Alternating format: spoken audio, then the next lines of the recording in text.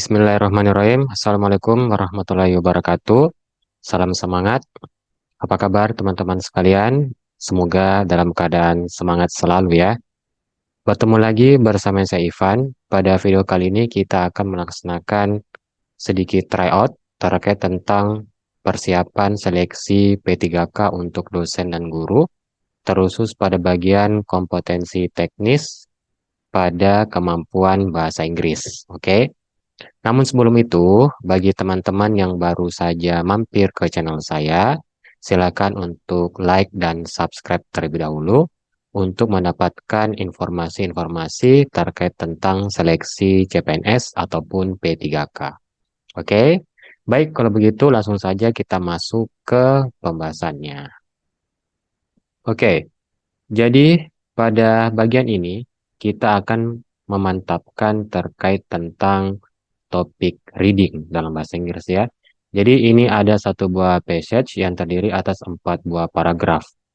Sebelum kita membahas pertanyaan-pertanyaannya, silakan teman-teman terlebih dahulu untuk membaca passage berikut.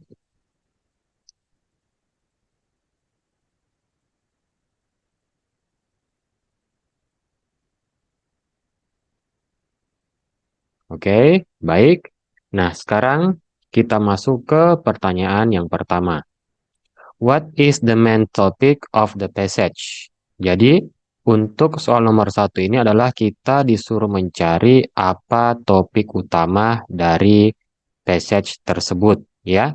Sekali lagi, untuk menentukan main topik atau topik utama dalam suatu bacaan, maka kita perlu mengidentifikasi kalimat-kalimat awal pada tiap-tiap paragraf.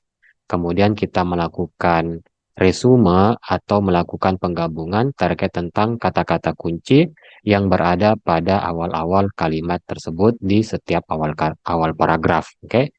Untuk paragraf pertama itu, kalimat pertamanya adalah terkait tentang definisi dari internet, ya.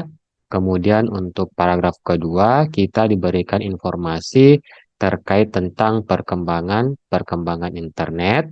Kemudian pada paragraf ketiga juga masih berlanjut tentang perkembangan dari internet, dalam hal ini adalah ARPANET. Lalu bagian yang keempat itu kita diberikan informasi terkait tentang aplikasi dari internet tersebut di masa sekarang. Nah, apabila kita melihat kata-kata kunci yang diberikan pada masing-masing paragraf, maka kita bisa sama-sama mengetahui bahwa topik utama yang ingin dibahas oleh passage ini tak lain adalah sejarah dari internet. Kenapa? Karena kita diberikan informasi tentang definisi dari internet, kemudian juga kita diberikan beberapa informasi, 2 paragraf terkait tentang perkembangan internet yang dimulai dari ARPANET. Lalu yang ketiga itu adalah informasi yang berada pada paragraf yang keempat terkait tentang aplikasi dari internet. Oleh karenanya itu, kesemua poin-poin tersebut itu mengerucut ke satu buah kata, yakni sejarah. Lebih khususnya sejarah dari internet. Oleh karenanya, jawaban yang tepat untuk soal nomor 1 itu adalah the history of the internet atau sejarah dari internet. Ya, mudah ya. Sekarang kita masuk ke soal yang kedua. Oke. The ARPANET was developed by the United States Department of Defense for what purpose? Jadi, untuk pertanyaan yang kedua ini, kita diberikan informasi bahwa ARPANET itu pada mulanya itu dikembangkan oleh Departemen Pertahanan dari United States. Nah, tujuannya itu untuk apa? Nah, hal itu bisa kita lihat pada paragraf kedua dan ketiga. Kenapa? Karena pada paragraf kedua dan ketiga itu kita diberikan informasi mengenai kata kunci yang diberikan pada soal nomor 2, yakni adalah ARPANET. Dilihat bahwa untuk kalimat yang kedua, the ARPANET merupakan suatu jaringan yang didanai secara penuh oleh Departemen Pertahanan dari United States. Nah, dari sini maka kita bisa tahu bahwa asal mula dari ARPANET itu tak lain merupakan untuk sistem keamanan. Oke, karena dibuat oleh Departemen Pertahanan. Nah, apa yang diamankan? Yang diamankan itu terkait tentang jaringan-jaringan komunikasi kemiliteran. Oleh karena itu, jawaban yang tepat untuk soal nomor 2 adalah opsi pada bagian B. To provide a secure network for military communication. Atau untuk menghasilkan suatu jaringan yang aman terkait komunikasi-komunikasi kemiliteran. Oke? Nah, sekarang kita masuk ke soal yang ketiga. The internet is a network of networks that consists of which of the following, ya. Jadi internet itu merupakan jaringan dari beberapa jaringan yang terdiri atas apa saja?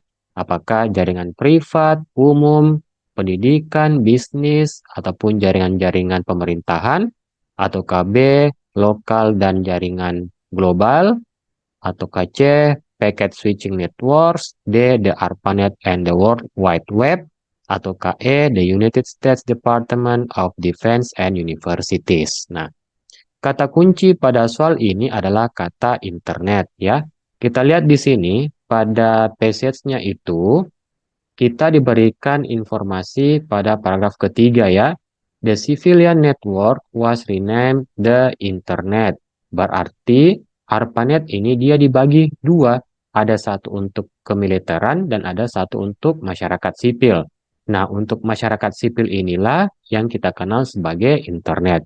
Oleh karena itu, otomatis opsi bagian E dan opsi bagian D serta C itu pasti sudah tidak tepat. Kenapa? Karena itu masih menyangkut ke masalah tentang ARPANET.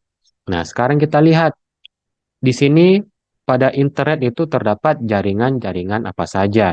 Nah, di sini kita diberikan informasi terkait tentang universitas, pemerintahan, private companies, lalu juga ada beberapa informasi-informasi terkait tentang akademik, publik, maupun bisnis atau e-commerce.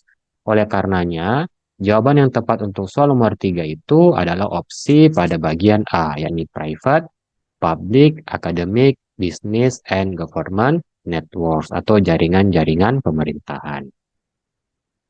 Selanjutnya kita masuk ke soal yang keempat. Oke. Manakah di bawah ini yang tidak termasuk tujuan dari penggunaan internet? Ya, which of the following is not a purpose for which the internet is used today? Jadi, untuk soal yang keempat ini, kita diberikan kata kunci terkait tentang purpose dari internet yang berkaitan tentang tujuan dari penggunaan internet. Oleh karenanya, kita lihat langsung untuk paragraf yang terakhir, ya. Jadi, pada paragraf terakhir ini terdapat beberapa kata yang berhubungan dengan penggunaan-penggunaan internet, mulai dari komunikasi, edukasi, entertainment, hiburan, ataupun commerce atau jual beli ya. Oleh karenanya, jawaban yang tepat untuk soal ini adalah opsi pada bagian E, transportation. Mudah ya, teman-teman sekalian. Oke, selanjutnya kita masuk ke soal yang terakhir ya. The development of the World Wide Web made the Internet more accessible to the general public by doing which of the following. Ya, jadi pengembangan dari World Wide Web atau WWW ya, itu membuat internet akan lebih mudah diakses oleh masyarakat umum apabila kita melakukan yang mana. Oke, jadi tujuan itu adalah kita ingin tahu langkah-langkah apa yang diberikan pada artikel ini agar internet itu semakin mudah digunakan oleh masyarakat publik. Oke, kata kuncinya itu adalah di paragraf yang keempat atau yang terakhir. Oke, pada paragraf terakhir ini dia itu sifatnya adalah unstated, dia tidak disebutkan secara detail di paragraf 4, tetapi kita harus melakukan generalisasi, lalu menghubungkan ke soalnya, ya. Agar dia lebih mudah diakses, maka tentulah internet itu pertama harus easier to create, ya, mudah dibuat, dan uh, share web page-nya juga itu bersifat memudahkan atau kita mudah untuk membuka laman-laman yang diberikan di internet. Oleh karena itu, jawaban yang tepat untuk soal ini adalah opsi pada bagian A, making it easier to create and share web pages. Oke, baiklah teman-teman sekalian, itulah tadi tryout terkait tentang pemantapan materi mengenai kompetensi teknis untuk seleksi P3K. pada bagian kompetensi bahasa Inggris. Oke, semoga informasi ini bermanfaat dan dapat menambah khasanah pengetahuan teman-teman sekalian guna untuk menghadapi nanti tes-tes yang berkaitan tentang bahasa Inggris, terusus pada seleksi P3K. Oke, kalau begitu sekian informasi dari saya. Semoga bermanfaat. Jangan lupa untuk like, share, dan komen terkait tentang materi-materi apa yang bagus atau menarik lagi untuk kita bahas. Oke, sekian dari saya. Assalamualaikum warahmatullahi wabarakatuh dan salam semangat.